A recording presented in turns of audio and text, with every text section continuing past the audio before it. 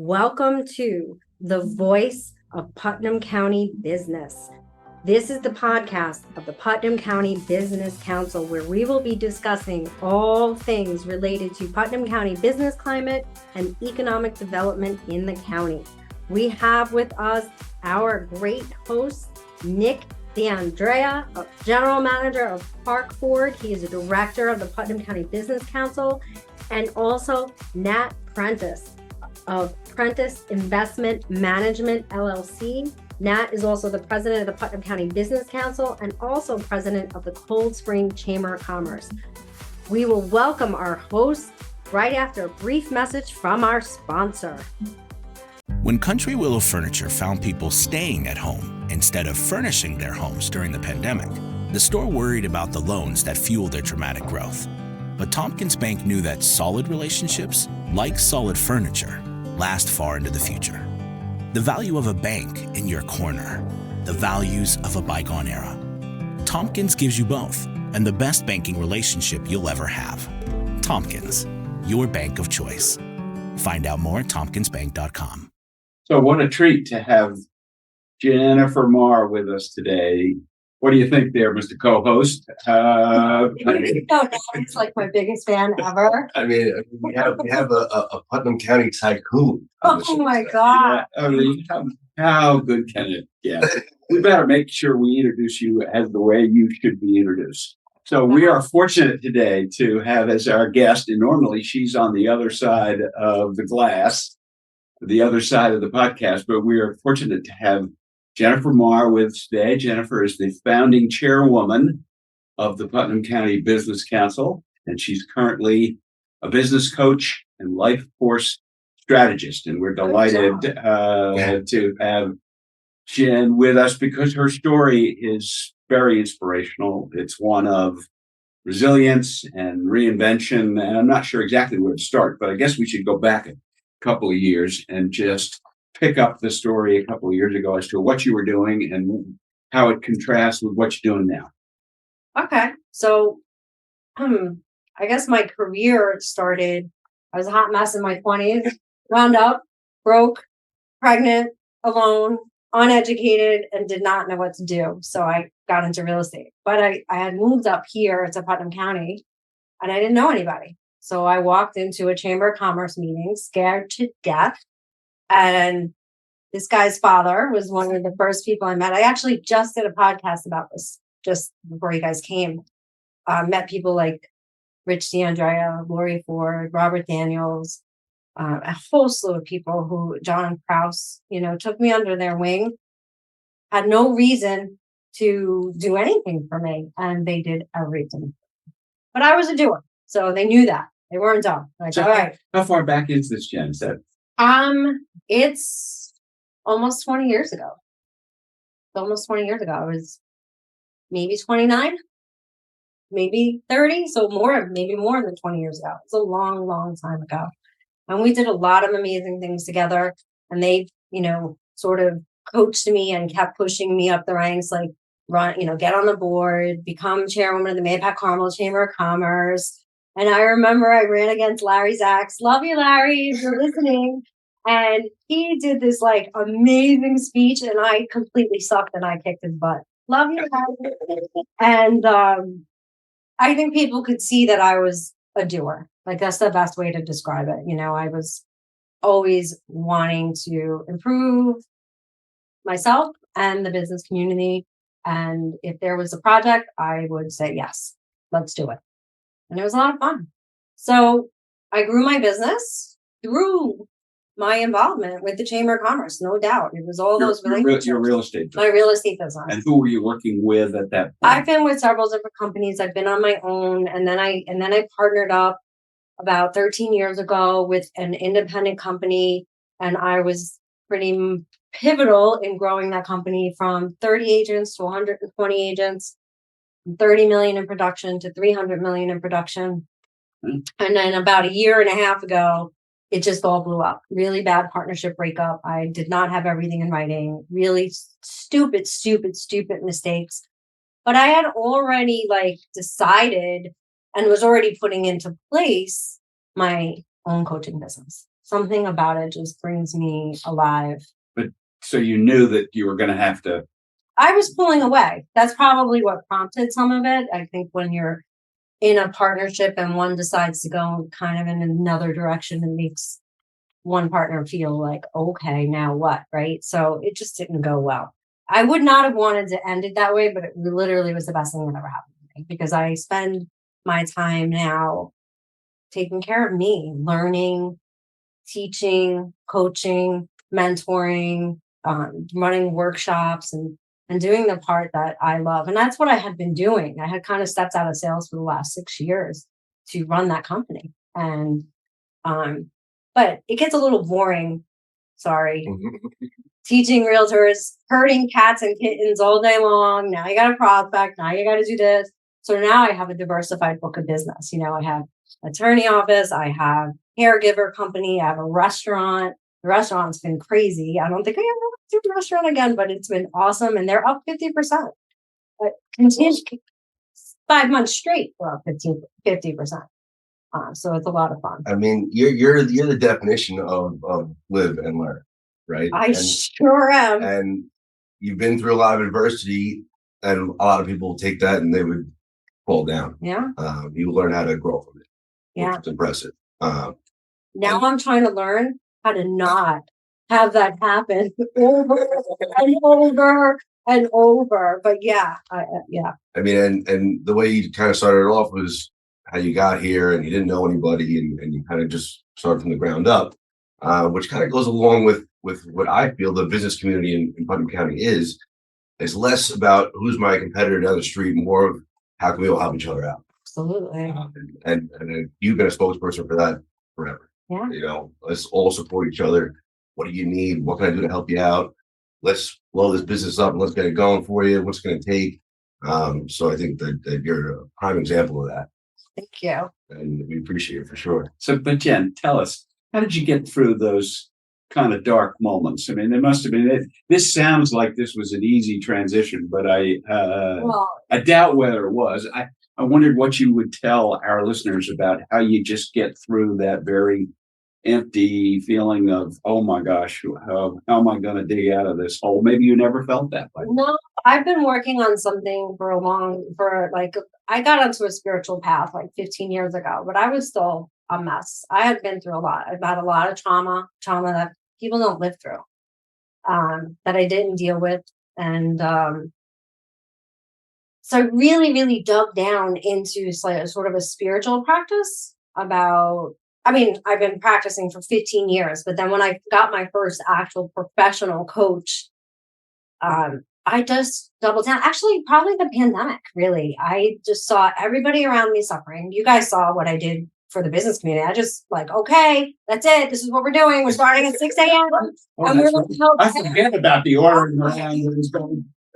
And I knew that people needed me. And I all of a sudden I realized I had a calling, that I am able to help people. I'm able to help people get unstuck, and it's funny because I'm not a coddler.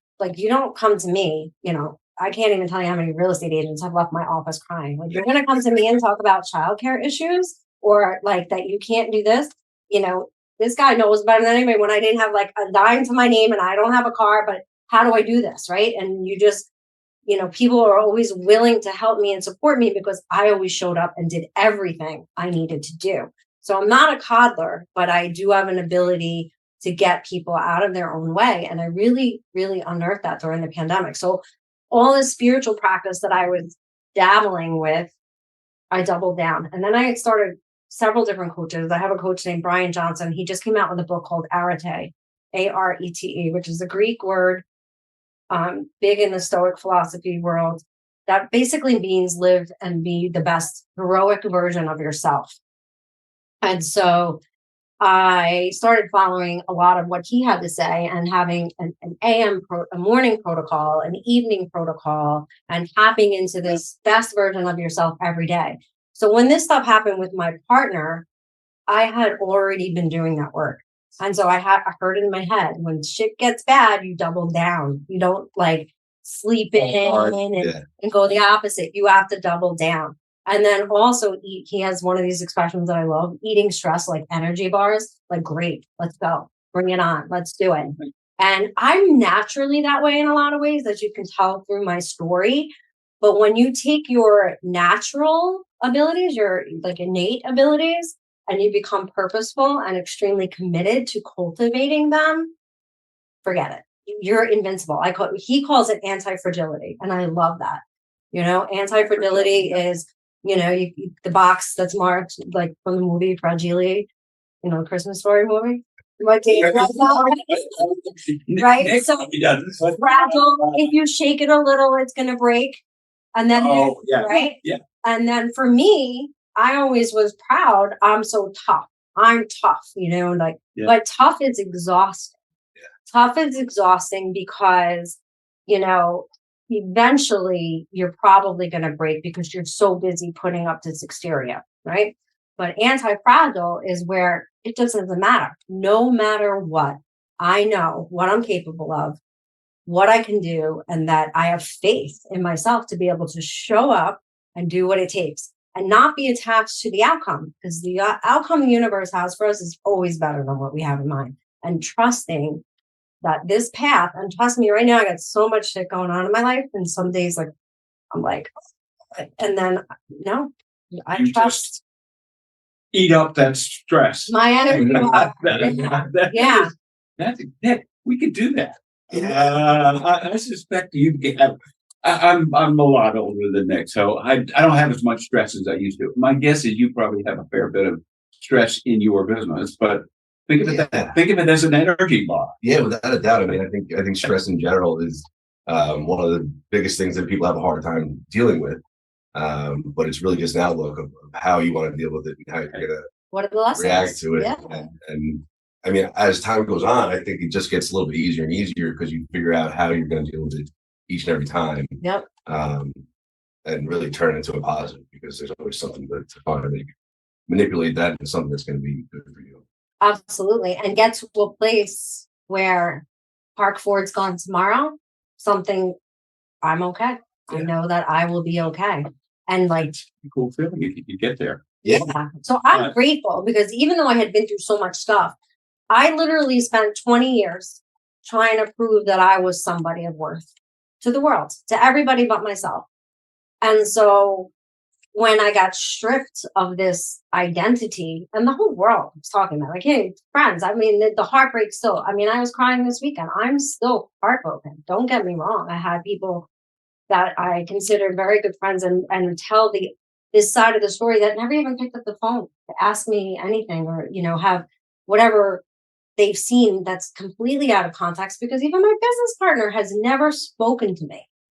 That is the deepest kind of heartbreak you can imagine. Yeah, it is, and I couldn't pause and think about it at the time. I needed to move forward. I needed to keep going and let it go. And I did immediately. I was almost like, okay, I felt relieved in a lot of ways, because I had done that with that relationship. I was just, let me do everything in the world for you, and I can do all of this. I can do it all. Let me do it. Now I notice, like, with my husband and a lot of other relationships, chambers of commerce, like, no, I'll just do everything. And so I had to learn that about myself. And now at 53, it's time for me. I mean, you guys have seen me say no. It's a miracle, right? I'm like, no. Yeah, it's. I mean, honestly, that's right. I tell people all the time in my life that I'm trying to get better at saying no, because it's really. I understand where you're coming from, where you just want to take on everything. Yeah. And there's really only so much you can really do, and you spread yourself thin, and it just makes life difficult. But it gave me everything that I am today at the same time, right? Because I was uneducated, I was fragile, broken, scared, so doing everything had its purpose, but I outlived it. I outgrew it. And the universe basically was like, nope, here you go. You are on your own. Not ask me what the name of my business is. It's Jennifer Maher. That's the name of my business. I have different programs that I run that have names or different things, but it's me. It is all me. And if I don't like it, it's not happening. And I always thought I was really independent. And then I realized I wasn't at all, strong and all these things. So that's what anti-fragile means, really. It's really a beautiful beautiful space to be in. And don't get me wrong, I have very weak moments and moments of like, We all do. Yeah. We all do, for sure. but I always get up and show up and do what I got to do, mean what I say what I mean. And I'm grateful. Where do you want your business coaching and life for strategy business to be in a couple of years? In a year, I want it to be 85% remote. I want to be able to do whatever I want from wherever I want. And I want to be able to help as many people as possible, just, whether it's professionally or personally, get unstuck and become the best versions of themselves that they can be. There's Maslow's. Do you guys know anything about Maslow's hierarchy of needs? Yeah. So what one can be, one must be. And I truly believe that that's where all the suffering, the anxiety, and the anger and all of that shit comes from in the world, is because people are so busy binge watching TV, scrolling through their iPhone and doing shit and not developing and not growing. You're either green and growing or ripe and rotting. And so ripe and rotting causes all of that strife, right? And that gap, that integrity gap, what you're capable of being and where you're at, in that gap lies all of those negative emotions. Just taking action and moving forward and growing on a daily basis, literally. And kids get mad at me because this younger generation now is so focused on mental health, which I think the pendulum swings all the way, right? Now, every conversation like Julia's age talks about is depression, anxiety, and I'm literally like, it's a choice, and they get mad at me, but I do believe that in my heart of hearts, like you can. And I'm not saying that there's not some people that should be on medicine or anything like that. I'm not a doctor, but I can tell you that by getting up and taking action, it creates positive emotions. And then the feeling, you get addicted to that feeling and you want to take more action. And it works. Yeah, that definitely keeps rolling. And, my question to you is, as a business coach specifically, are you coaching entrepreneurs, people that are just starting out, or people that have been in business for 20 years? Right, I'm going to be so honest. I don't want to coach people who are just starting out unless they got a shit ton of money. Okay. That's where I'm at. But I offer a lot of free workshops and free opportunities. My podcast I did today was about mentorship and how find those people, get your accountability partner where it doesn't cost you anything until you're at a place where you're ready. So yes, of course I will coach entrepreneurs, but it needs to be people who can either afford it or are like me. I'm going to go sell shit in my garage so I can pay for a coach. That's how I got my first coach. Because I can't go there. I had somebody reach out to me yesterday, like, listen, I don't have any money. I can't. I'm not in that place in life. And maybe when I am, I can. But my job is to be whole financially. And if I'm not teaching people to do the same, what kind of coach am I? So you need to have skin in the game, honestly, to be successful in a coaching relationship. So I joke, but there's a reason for it. You have to be able to either afford that investment or be willing to commit to figure out how you're going to. And I'm not suggesting that anybody go broke or upside down, do what I did. Drive Rich Dan Dreyer crazy years and Lori Ford and all these other John Krauses. But even in my commercial real estate, you know how I learned commercial real estate? I joined the New York State Commercial Association of Realtors. I made friends with the most successful commercial brokers. And yeah, maybe it's because I'm a woman and they were a man. That made a lot of things easier, I'm sure, because it's a breath of fresh air, not for any other reason that, they're always around men. But I'd literally call them up, hey, I got a $4 million medical building in the Bronx, and they don't actually want to sell the building. They want to sell half the shares and blah, blah, blah. How do I do that? And they walk me through it. So I gained a lot of things through mentorship. So I would help anybody. I would point anybody in the right direction. I will get on a call and work with anybody, but I will not get into a one-on-one coaching relationship with somebody who can't pay. Yeah. And once you become one of your clients, I guess it must vary. One lesson one session might do it, but then there are probably clients of yours that try to see you every week, or how does it go? Right now, a 6-month minimum. Like you have to commit to 6 months because I can't really get any kind of results in anything less. And if you're seeing someone in a 6 month every week, it depends on what need, like it's all. I do a lot of different unique things. I do something called implementation. I run off of. It's very similar to entrepreneurial operating systems. I don't know if you ever heard that. There's an amazing book called Traction and Rocket Fuel. It's actually written by Gino Wickman. His father was a really famous real estate coach, but it's nothing to do with real estate. And so for businesses, I come in and we come up with like your 5-year, 10-year, 3-year plan, your 1 year, and then break it down into 90-day goals. Make sure you have all the right people in the right seat. The job descriptions are all correct, and then get everybody rowing in the same direction. And we create the projects to create massive traction in a short period of time and help leaders to be able to motivate and incentivize their team in ways that they understand that they're not just coming to work to make their boss rich, which is what a lot of people think. Yeah. And so how do you do that and get everybody excited and, literally building a culture that we just want to be great and having them understand what one can do, one must do, and how you show up here is how you show up everywhere. And then they start seeing changes in their personal lives and it just becomes an amazing thing. I love that. I love that topic because there's a huge difference between a boss and a leader, right? Yeah. So, and then I met plenty of people that you've worked with over the years that have just enjoyed and grown by working with you. So you definitely know how to take somebody and make them their best, which in turn, obviously, is going to help you as well. Yeah. Which again, it's a big misconception nowadays in a lot of businesses because people just say, "Oh, I'm the boss. This is what you do," but that doesn't really get you anywhere. It doesn't really make a great working environment. And you've clearly figured that out. Yeah. When I was with J. Phillip, I had brokers call me who were super successful and go, I've tried to recruit your people and they would rather like dive in front of a truck than leave you. And that's the reason why we were doing something together. We were building something together. They weren't getting me rich. They were enriching their own lives. Yeah.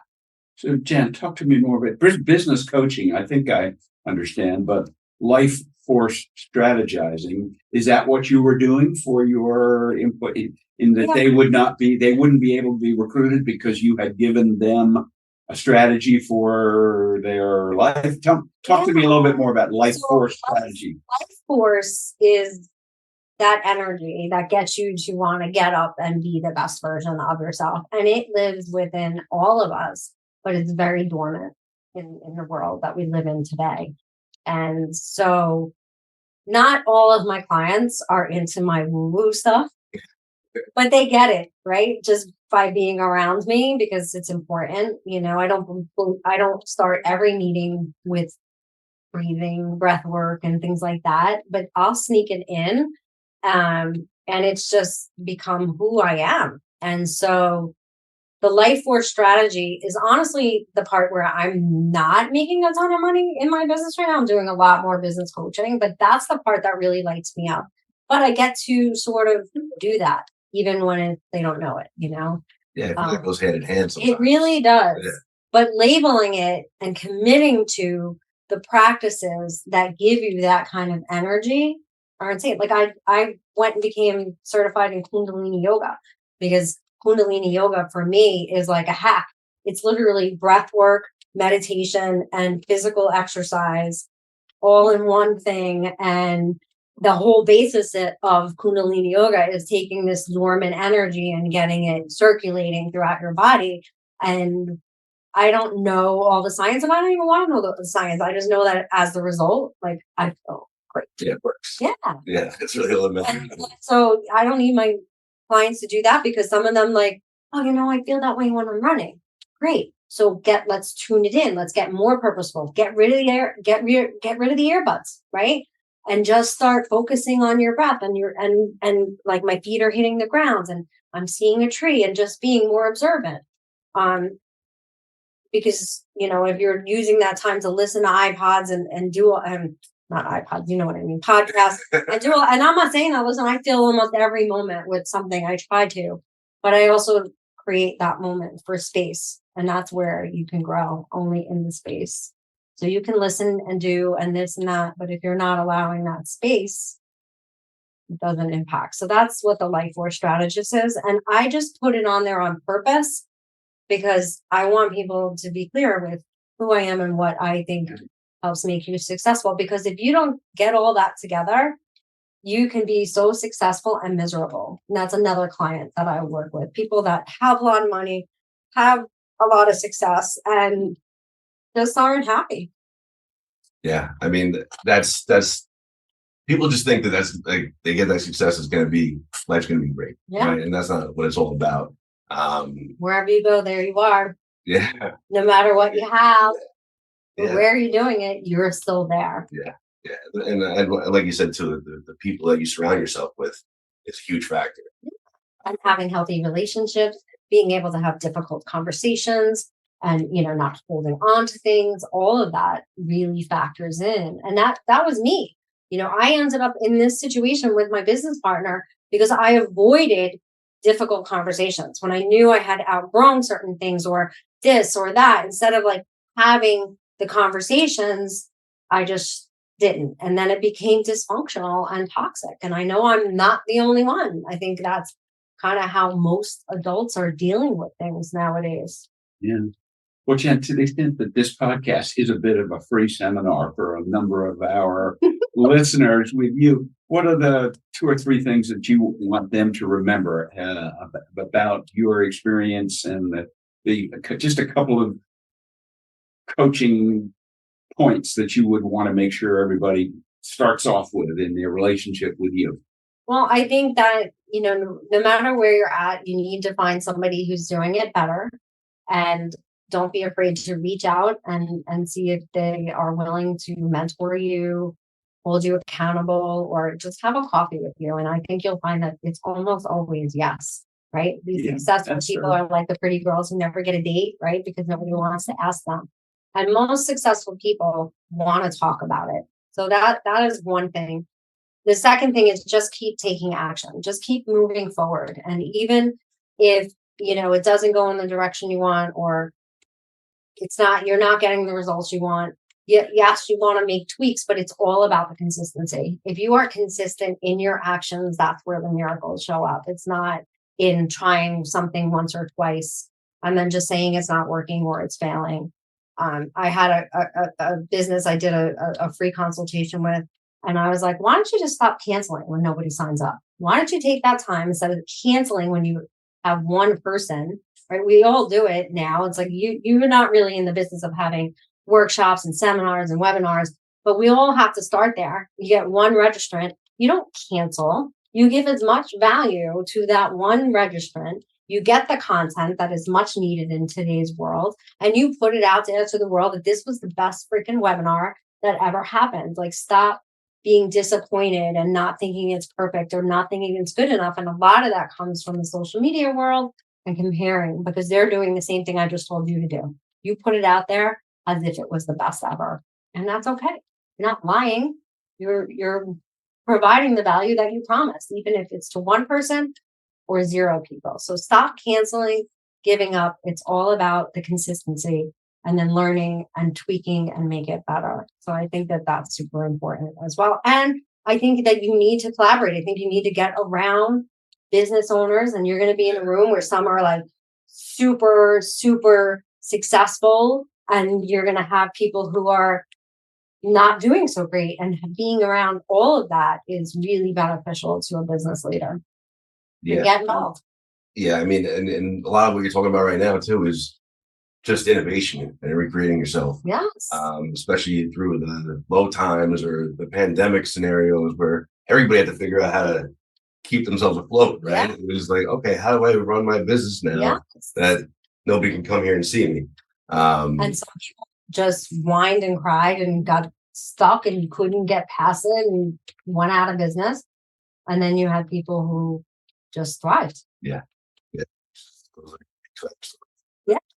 Absolutely. And just, the people who showed up and asked for help and how to do this, they made it through. Yeah. They made it through. Is there a particular book that you would have our listeners go to first in terms of I definitely improving themselves? Brian Johnson's book Arete, Arete, with the little thing. What is that? Not a tilde. Yeah, Not whatever that that little is. apostrophe thing. Yeah. So, Literally, it's a book that you can read. It's mini chapters. I forget what the other famous book, like War and Peace, one of those like big books that's like 600 pages long. It's this really long book. You can read it's like a 2-page chapter, and you get something super valuable out of it and something you can implement and put into place right away. And it's like the new Bible for anybody who wants to be operating at the best version of themselves. And I should know that name, Brian Johnson, right? Brian Johnson is a new philosopher, and his philosophy is basically taking everybody's philosophy and converting it into something that is bite-sized and tangible. So these great Greek Stoic philosophers, and then there's all this new. We can go into 2 podcasts. No, I'm doing fine. The great Greek Stoic philosophers. The new. I can't even think straight. There's like these happiness philosophies. There's all kinds of philosophies out there, and he just takes the blend of all of them and makes it really simple and attainable. You don't have to try to read it all in a week. You can just keep looking at a piece of it at a time. Sort of touch. I'm certified through his program as a coach. That's one of my certifications. But I'm my own person. I don't want to be an optimized heroic coach. So I get into now. Then they have an app, and he's got all these coaches that just love him, and that's how they run their business. And I think that's great. But I'm like the black sheep. I don't want to be on an app. I try to be out of the digital world. But I pop in every time I read a chapter, and I'm like, boom, oh my God, this is amazing. Meanwhile, I spent 2 years studying it with him, So it's really, really good stuff. So I would say Arete. And then if you're struggling with like limiting beliefs, that voice in your head that literally talks you out of all the things that you want in life, right? You're not good enough, or people call it the imposter syndrome. There's a book called The Tools by Phil Schultz, so for any sort of depression, anxiety, limiting beliefs, self-doubt, all of that, that book is amazing because it takes visualizations and meditation and makes it really simple. Not like you have to be this person who can sit and do these things for hours on end to benefit from it. It's called just Tools? The Tools. The Tools. By Phil Schultz. Tools by Phil Schultz. Okay. There's an amazing documentary about Phil Schultz on Netflix called Schultz. And it's Noah. What's his name? Noah. He was chubby. He was in all those. Oh, yeah. No, I don't know. Noah Hill? Jonah Hill. If you're watching. He interviews because that's his. So this guy's like a therapist, a psychotherapist to the stars, and Jonah and a whole bunch of famous people. But that's Brian Johnson's therapist, and the guy is just really just helps you just get right into the right place immediately and have the right outlook on life, relationships, all of that. Should have been doing this all along, Jen. I mean, He was, right? Yes, you were. You just happened to choose real estate as a point. Too. Regrets. I used to think like, oh my God, I have all these regrets. And then I worked so hard to like not have regrets. And then I realized regrets, if used properly, are just inspiration for you to know and clarity on what you do want and what you don't want. And if you use your regrets instead of ruminating on why did I do this? Why did I do that? Sorry. That's you again. Use it as inspiration, right? So let that stuff go. And when you make the mistakes, you fail forward, and don't use those regrets to ruminate over and over. What did I do wrong?